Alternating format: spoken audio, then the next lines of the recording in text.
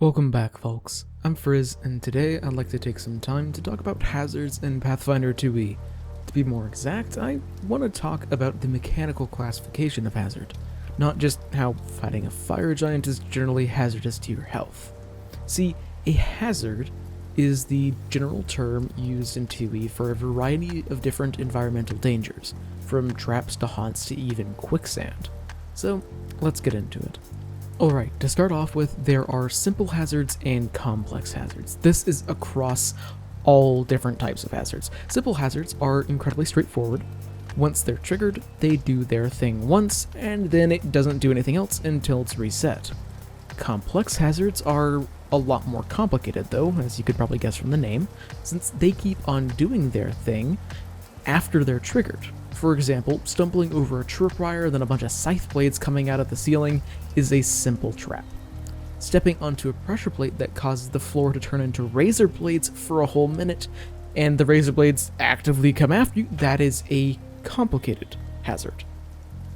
The main difference is that you roll initiative for a complex hazard.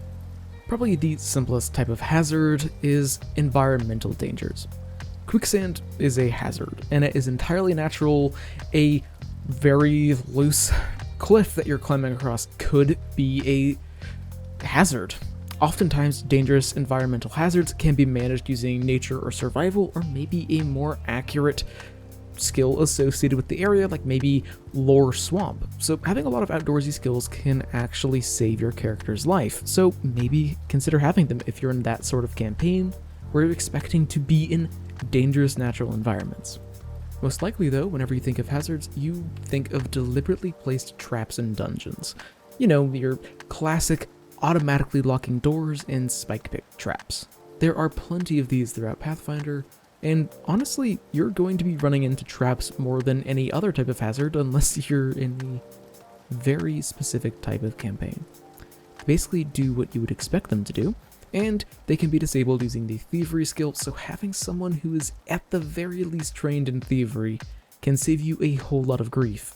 And if someone's specialized in it, then traps are probably going to be their forte. Another fun side note here is that some traps are entirely magical in nature. Sometimes you can still disable them with Disable Device, but it comes down to it, you can always just blast them with a Dispel Magic spell. And that's going to solve a lot of your problems, so long as you roll well on your counteract check. Most magical traps cannot be detected with Detect Magic, since that's a pretty obvious flaw in a trap, and if you combine that with how a lot of magical traps can be super deadly, this makes magical traps rather intimidating. After all, while a scythe blade trap is scary and all, I'm way more intimidated by a mirror that literally sucks out my soul.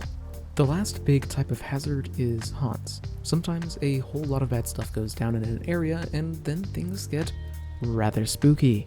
Most haunts are simply activated by proximity, but some are a bit more complicated, and disabling them is much less straightforward than with traps.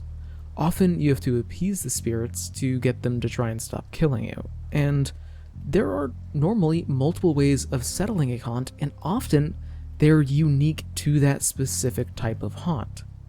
If you're looking to make a haunted house actually feel haunted, haunts are legitimately, I think, the best tool that you can use to really add that spooky ambiance. I do really like how hazards are handled in 2e.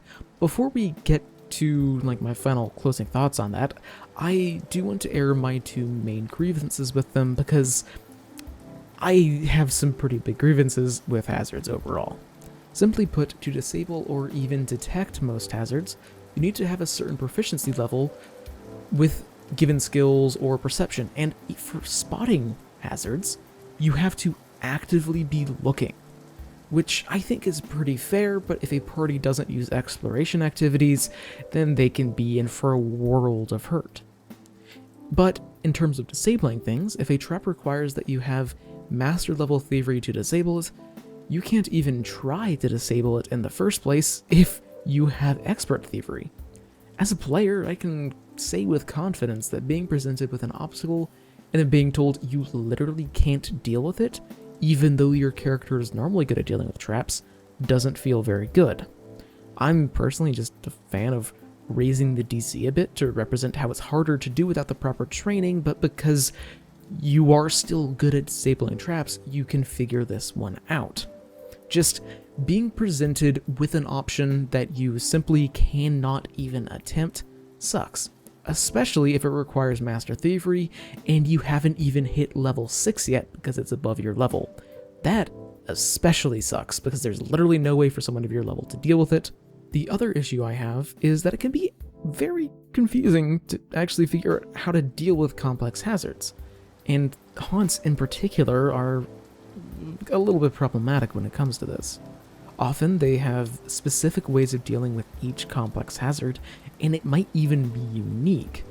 And a lot of the time this might not be obvious to the party, and there isn't a way that, at least that I'm aware of rules as written to provide to the party how to deal with a haunt. I'd personally recommend just making it really obvious, at least one way how you can deal with a haunt or a complex hazard. But recall knowledge can only do so much, because there aren't really rules for what happens when you try recall knowledge over and over and over again. I'd personally allow that you can do it, especially with haunts, where you might just not learn how to deal with a haunt, and then it is impossible for you to deal with. And like I said earlier, being presented with an obstacle, then literally not having a way to deal with it is a little disheartening. With those gripes out of the way though, I do really like how hazards work in 2e. I actually find myself being legitimately scared of traps, since while they only do one thing, they do it incredibly well. Plus, Paizo has gotten super creative when it comes to hazard design in 2e, and there's just a ton of situations where I run into an encounter that has a hazard and I kind of get distracted because I just think that the hazard is so sick. Seriously, Paizo's done an amazing job with them. If you want a way to spice up your Pathfinder game without adding too much more combat, I really can't recommend hazards enough. Thanks for watching, and happy holidays. I hope that everything is going well for you. What have your experiences been with traps and hazards? I personally find that they either don't bother the party in the slightest, or they are absolutely terrifying, and there's zero room between those two options. Let me know in a comment down below, and subscribe when you're down there or something. Until I see you next, live a wonderful life.